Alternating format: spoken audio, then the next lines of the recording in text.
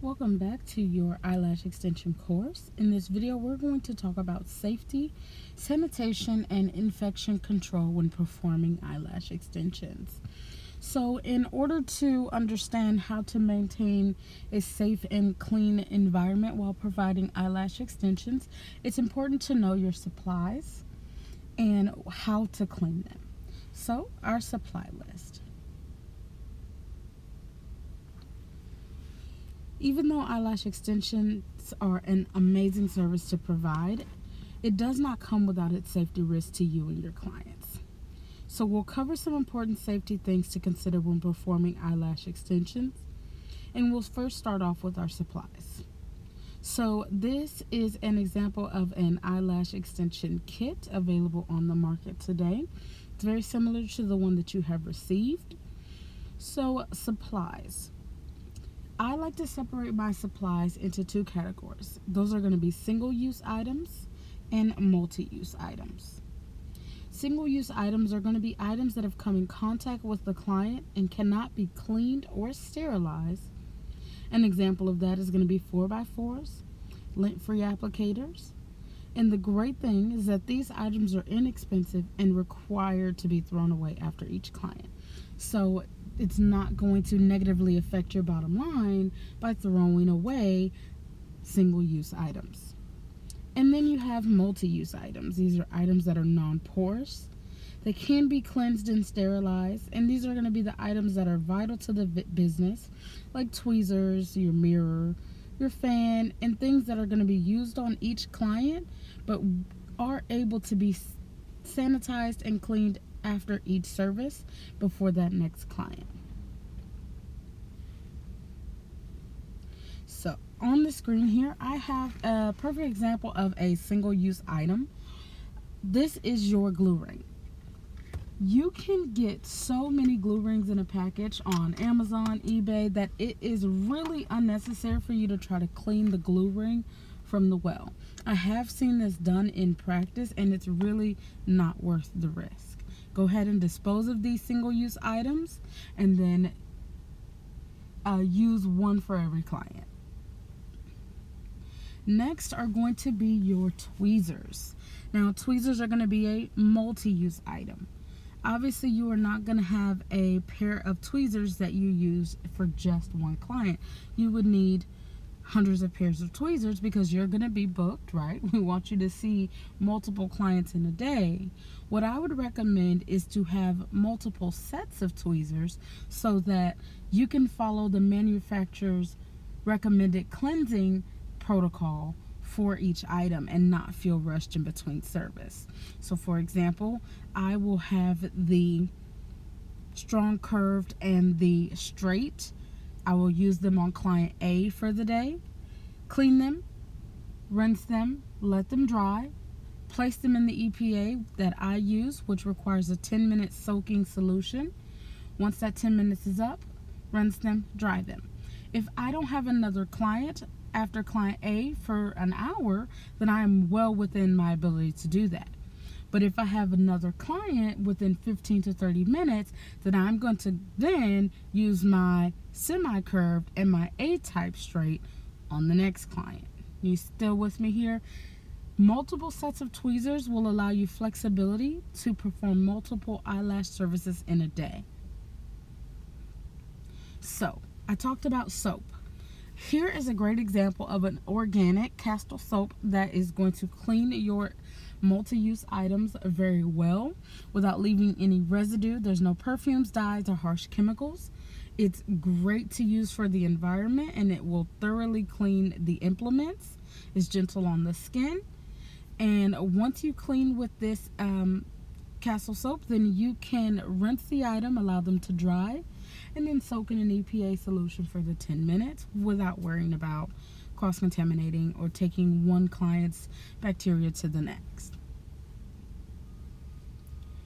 I love these hand and nail brushes. They are the key ingredient to a cleaning process. You can get so many of them for very little, and you can actually use them and the bristles to scrub your implements very well. This is going to be really good for When you have a client that comes in and they didn't tell you they were sick, but you know, they are sneezing and coughing, and so you go ahead and do the lashes, but you want to really clean the implements in the area as well. It's also great for under your nails between each service. The nail brush is great because it will allow me to clean the pointy tips of my tweezers without poking and stabbing myself in the hand. Next, you have a barbicide, which is safe to use, an EPA, Marvicide, or barbicide. You can mix your solution according to the manufacturer's recommendation and then allow it to soak in this jar that sits upright. This jar is very inexpensive, easy to get on Amazon, and worth its weight in gold. Using a barbicide or Marvicide container like this one is glass, so you don't have to worry about the harsh chemicals eroding the container, as well as properly labeled, so if the state were ever to do an inspection, then you will be well within the legal parameters. Since we talked about using an EPA and the recommended manufacture time, it's important to have a way to track your time. I love these little eggs because you can put them right next to the EPA jar, turn them, pop on the recommended time, and then when it buzzes, remove your implements. One thing that I want to note is that longer is not always better. You have to follow the manufacturer's recommended time frame. It's not okay to make it up as you go. So just because you have a client coming in and you put the client's A's tweezers in the sterilizer, it's not okay to leave them in there for 4 hours or overnight, because that can actually wear down the tweezer and destroy them, making it harder to use later on. So it's really important to follow that manufacturer's recommended time. A really good item that you can have, and this is going to be a single-use item, and that's table paper. Table paper will eliminate the need for paper towels where the client's head is, or regular bath towels where the client's head is. You can still make your bed all neat and cute with the fluffy pillows and blankets, but then cover it with a table cover for each new client. This is great because it really does give your client a sense of sterilization and the fact that you practice proper cleaning protocols. So I also want to let you know that I keep Lysol wipes in my facility so that I can wipe down my magnifying lamp, my mirror, and my fan after each client. It's really important to make sure that you are wiping these things down, because you don't think about how often you touch them when you go from the client to maybe your lamp. I know for me, I use a ring light and I'm moving that thing throughout a service constantly. So I like to wipe it down either at the end of a shift or every 2 or 3 days, depending on how much I'm using it.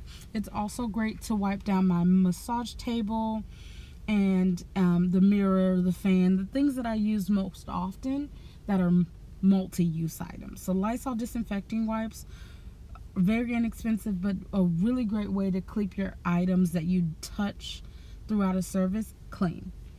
Also during springtime, wintertime, flu season, allergy season, being able to wipe down the door handle and the light switch is worth its weight in gold.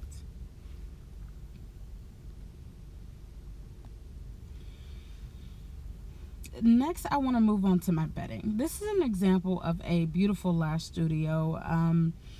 But what I wanted to point out in this picture is the bedding itself. So you see here, you have a pillow, you have a really plush blanket or two, you have a table cover, you have a rug. With my bedding, I personally use a massage table cover. If you have ever been to the studio or when you arrive at my studio, you'll notice that they're all pink. I take those off and wash them. So easy. I then provide a blanket for my clients for warmth. I change the blanket after each client and wash them in the evening. As far as the table cover goes, I wash it once weekly or less often depending on how busy I am throughout the week. you're just trying to be mindful of things that can pass from one client to another. So, for example, we don't do lash checks because we do lashes. So if a client comes in and you notice something like that, then I would remove the entire bedding. Or if a client comes in and they're wet from the rain, I would remove the entire bedding, meaning table cover, blanket, sheet, pillows, everything. But if a client comes in, nothing out of the ordinary, I am just going to change out my blanket for them and my disposable bed cover for that client.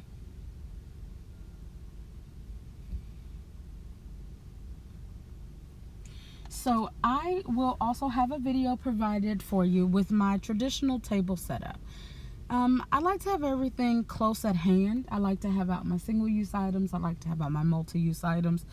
It's really good to not have to go into your main source of items or implements in a service.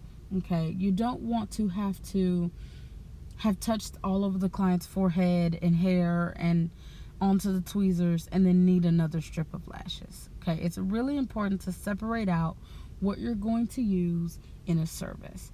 The same rules always apply for me in any service. Any single-use items that I pull out, even if I don't use them, I throw them away. So you need to be mindful of how many glue rings you may need. Depending on the type of glue you use, you may need to dispose of your glue every 15 minutes. So are you going to need 3 or 4 for a service, or are you going to just need the one? If so, you pull out 1 or 3 or 4. Same with the lint-free applicators, the mascara wands. I don't pull out 2 or 3 mascara wands because once it's on the counter, it's going to be thrown away. So if you take anything from this lesson, I hope that you take away the importance of knowing your multi-use items, items that can be cleaned and sterilized, and your single-use items, items that are going to require you to throw them away after each use. So this has been our safety and sanitation lesson. We've talked about cleaning and making sure that we protect our clients and the general public's health and wellness. It's been great, and I will see you in the next lesson. Bye-bye.